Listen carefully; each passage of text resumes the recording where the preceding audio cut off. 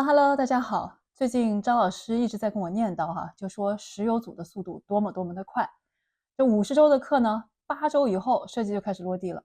所以呢，今天我们去偷偷的看一看有什么妙招哈。如果真的是妙招，哎，咱也来偷学一下。这个厂房的效果，包括地面，我不知道有没有。像这种办公桌、椅子都是有的。看旁边的这个格子，包括墙上的线，然后以及这种大型的 whatever 的机械，我觉得这个回头你们做个截图放大，然后把这个东西还原一下。我说的不是材质还原，我就说是大概这种感觉。然后你看像这样的图和刚才这个图，你都可以直接把这个图拿来用，和这个小米的这个 demo， 小米 demo 可以做截屏。你看到这里沿墙走的这些位置，那不就是跟它是一样的吗？直接把这些东西全带过来，先都不用管它是什么，先带过来然后我们把一些这个搬运的东西可能会放在中间。像小米现在这个东西只是一个整体效果图，货物现在放在两个柱子中间，这根本没法拿出来。所以意思就是说，现实当中有可能这些存货、这些货物根本不可能出现在这个位置上，有可能它们只是出现在厂房的中间。所以我们也要考虑到，比如说柱子的位置，以及柱子跟墙之间这个空间怎么去利用。说起来，会看参考真的是一个非常重要的点。刚刚张老师就亲自给我们示范了一遍，怎么样从参考当中去挖掘最有效的那些细节，然后把它很有逻辑化的利用到我们的这个3D 场景的空间当中哈。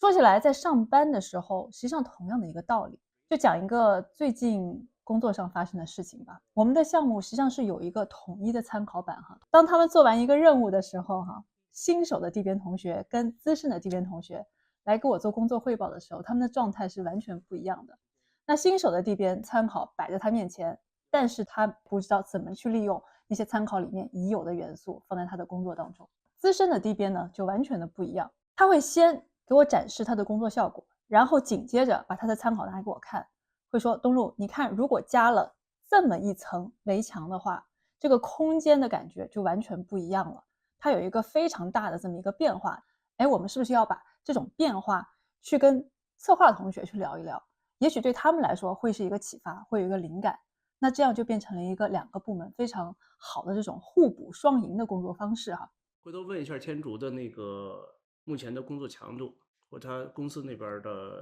就是工作量。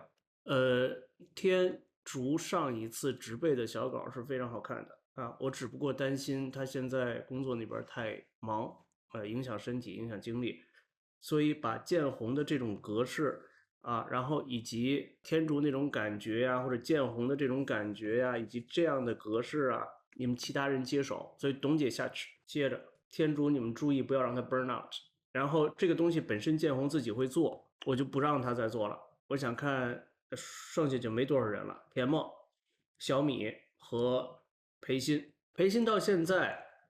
是不是3D 辅助那边比较多，2D 他上手少一些，对吗？如果要是的话，回去问他一下，看看他要不要借这个机会动一下2维的东西，做一下这方刚刚面的练习。这段挺有意思的，张老师他在做一个人事的安排，人事的这么一个调度哈。那从整个过程当中，实际上你会发现，这个组的同学他们的灵活度还有机动性是非常非常强的。我可以让一个同学从他的状态当中随时抽出来，然后给他放一个另外的任务，他都能非常好的执行下去。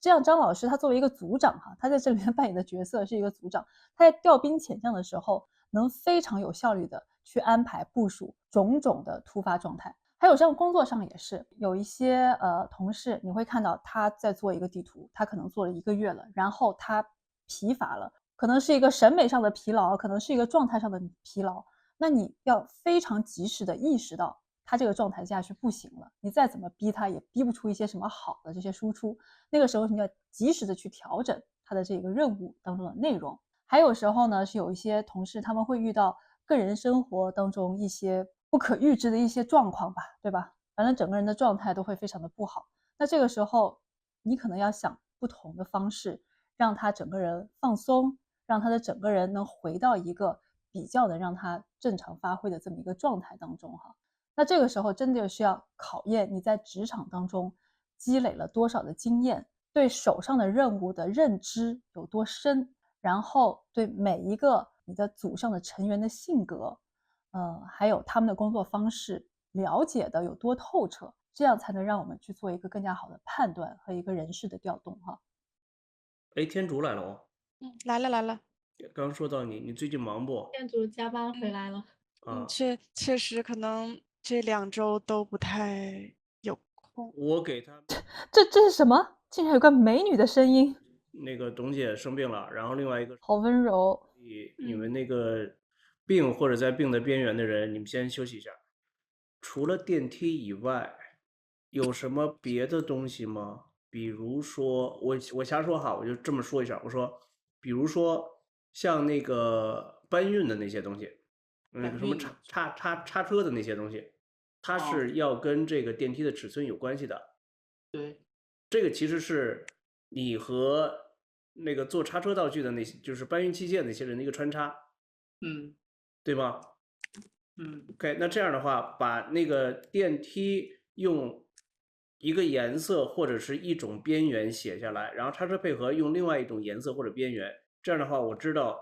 有一个颜色应该是绝对是你自己的项目任务，有一个任务